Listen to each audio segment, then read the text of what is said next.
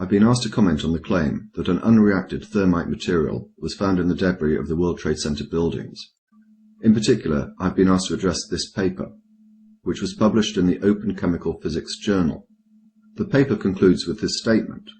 Based on these observations, we conclude that the red layer of the red-grey chips we discovered in the World Trade Center dust is active, unreacted, thermitic material, incorporating nanotechnology, and is a highly energetic pyrotechnic or explosive material. In order to understand the significance of what this paper is saying, I'll give a brief summary of thermite and thermate. Thermite is a mixture of powdered aluminium and some form of metal oxide, usually iron oxide, although it can be made with other metallic oxides, including, for example, copper. When these two materials react, the result is a formation of iron and aluminium oxide and a great deal of heat. In short, it is a highly exothermic reaction. Also, because the oxygen necessary for the process comes from the metal oxide, thermite compounds do not require atmospheric oxygen, and so are ideal for use in, amongst other things, underwater incendiary devices. However, thermite can be somewhat troublesome to ignite, and the subsequent reaction is violent and unpredictable. These factors, as well as the difficulty of applying it to the surface of a structure in a satisfactory manner, mean that it is not suitable for controlled demolition. As far as I'm aware, thermite has never been used in a controlled demolition ever.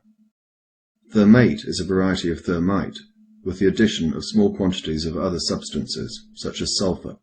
These additional elements have the effect of increasing the heat output and also lowering the ignition point. Nanothermate is the same as thermate, but the particles are smaller. It has been suggested that this form of thermate can be contained in a gel and be formed or shaped in such a way that it could be used in a controlled demolition. That said, I am not aware of any thematic material ever having been used in a controlled demolition. Back to the paper. Before going into detail of the paper, it's necessary to look at the authors and where the paper was published. In relation to the authors, you can easily do the research yourself. I'll mention just a few. Stephen Jones is a well-known 9/11 conspiracy theorist who has been publishing papers on the subject for 5 years or more. He also gives many lectures on the subject. Niels H. Harrit has a similar pedigree. Greg Roberts gave his address as Architects and Engineers for 9/11 Truth, a collection of 1,000 or so people from across the world who have joined together to encourage further investigations into 9/11 due to their belief that the original investigations were, in effect, a cover-up. One gives their address as International Center for 9/11 Studies. The website for that organization is somewhat lacking in detail, so I used the Contact Us function, and I did get a response. I'll come back to that later. Bearing in mind that the conclusion that they reach in this paper basically uncovers one of the greatest conspiracies the world has ever known, where do they go in order to publicize their findings? The Open Chemical Physics Journal. This, it has to be said, is an interesting choice. And by interesting, I mean not only are the contents of the paper not appropriate for a journal purporting to cover that topic, but I also mean it in a totally and deliberately sarcastic way. The journal is nothing short of a joke. Despite having an editorial board of 90 or so people from throughout the world, in 2009, the journal published 4 papers. To give you some idea of how staggering this is, YouTube user Thunderfoot has published, on average, 4 papers a year. But perhaps what is more interesting is the account given by Philip Davies, a graduate student of Cornell University. This article appeared in the New Scientist in September of last year. I'll pick it up at the beginning of the second paragraph. Earlier this year, Davies started receiving unsolicited emails from Bentham Science Publishers, which publishes more than 200 open-access journals, which turn the conventional business model of academic publishing on its head by charging publication fees to the authors of research papers and then making the content available for free. As the emails stacked up, Davies was not only encouraged to submit papers, but was also invited to serve on the editorial board of some of Bentham's journals, for which he was told he'd be allowed to publish 1 free article each year. I received solicitations for journals for which I had no subject expertise at all, says Davies. It really painted a picture of vanity publishing. So Davies teamed up with Kent Anderson, a member of the publishing team, at the New England Journal of Medicine to put Bentham's editorial standards to the test. The pair turned to SCI-Gen, a program that generates nonsensical computer science papers, and submitted the resulting paper to the Open Information Science Journal, published by Bentham. The paper, entitled Deconstructing Access Points, made no sense whatsoever, as this sample reveals. In this section, we discuss existing research into black-red trees, vacuum tubes, and courseware.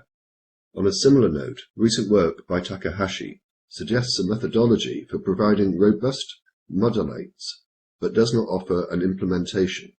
Davis and Anderson, writing under the nom de plume David Phillips and Andrew Kent, also dropped a hefty hint of the hoax by giving their institutional affiliation as a Centre for Research in Applied Phonology, or CRAP. Yet 4 months after the article was submitted, David Phillips received an email from Sana Mokharam, Bentham's assistant manager of publishing. This is to inform you that your submitted article has been accepted for publication after peer reviewing process, the name of the publication.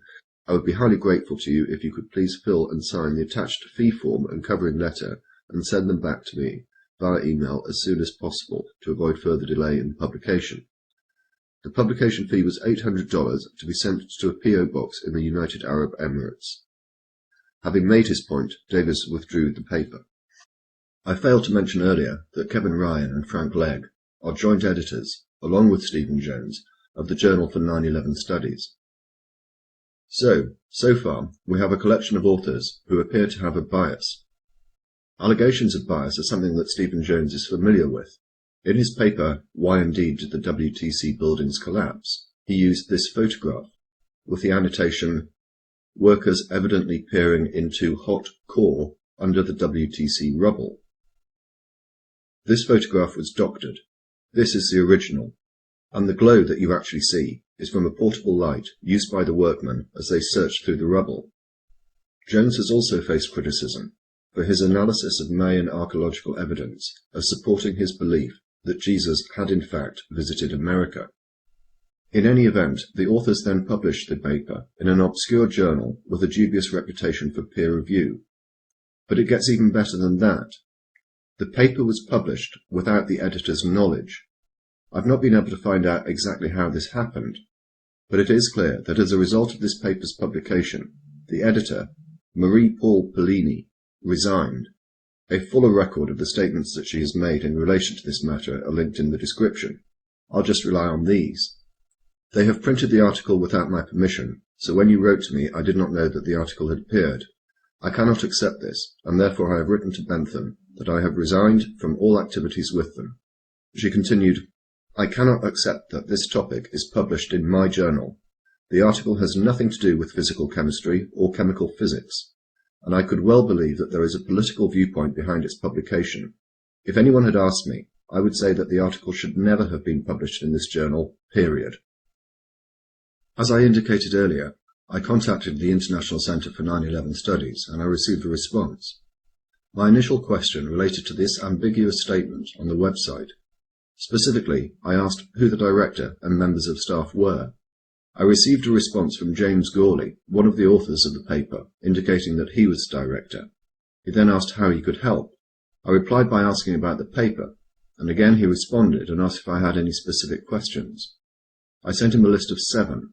For the purposes of this video, only a few are important. I asked him whether the paper had been peer-reviewed. His response was, it was peer-reviewed by, if I remember correctly, 2 reviewers chosen by the journal editors. I don't recall if I ever found out who did the review, or who it was if I did.